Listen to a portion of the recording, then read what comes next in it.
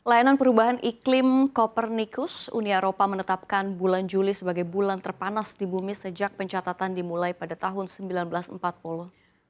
Riset IPCC menunjukkan bahwa suhu permukaan bumi 1,09 Celcius lebih tinggi pada dekade periode 2011 hingga 2020 dibandingkan 1850 hingga 1900. Menurut Sri Mulyani, laju emisi gas rumah kaca terus meningkat secara eksponensial. Jadi kita semua perlu sadar krisis iklim menjadi ancaman besar bagi kemanusiaan.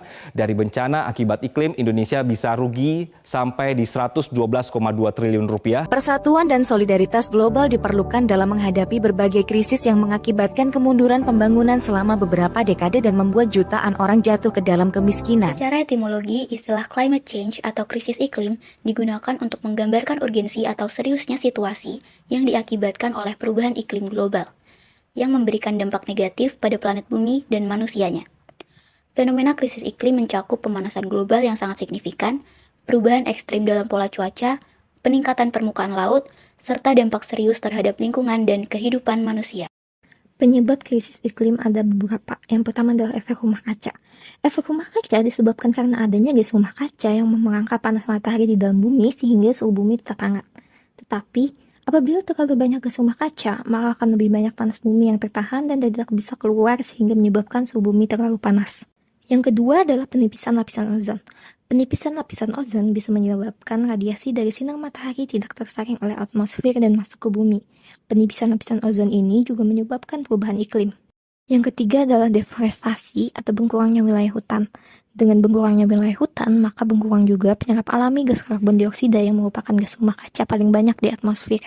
Perubahan iklim telah memberikan dampak yang signifikan di Indonesia. Kerusakan lingkungan seperti banjir, kekeringan semakin sering terjadi. Gelombang panas ekstrim juga mengancam kesehatan masyarakat. Tidak mengatasi hal ini dengan serius tentunya akan membawa dampak yang lebih parah.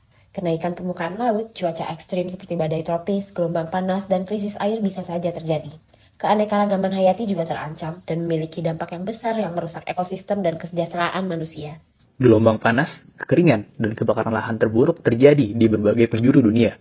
Dari California yang mengalami kebakaran terparah dalam beberapa dekade, hingga Turki, Yunani, dan Siberia yang diselimuti oleh asap tebal. Ini adalah bukti nyata bahwa perubahan iklim memicu kebakaran yang semakin ekstrim. Suhu yang tinggi dan cuaca kering meningkatkan risiko kebakaran.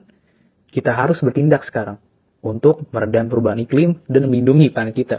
Ini adalah peringatan bagi kita semua. Beberapa cara untuk mengatasi krisis iklim. Yang pertama, menggunakan transportasi umum. Kita harus mengurangi penggunaan kendaraan pribadi dan berbanyak menggunakan transportasi umum, serta berjalan kaki dan bersepeda supaya dapat membantu mengurangi emisi gas rumah kaca. Kemudian kurangi limbah. Kurangi penggunaan plastik sekali pakai, daur ulang barang yang bisa didaur ulang, dan coba untuk membeli produk yang ramah lingkungan. Yang ketiga adalah menanam pohon.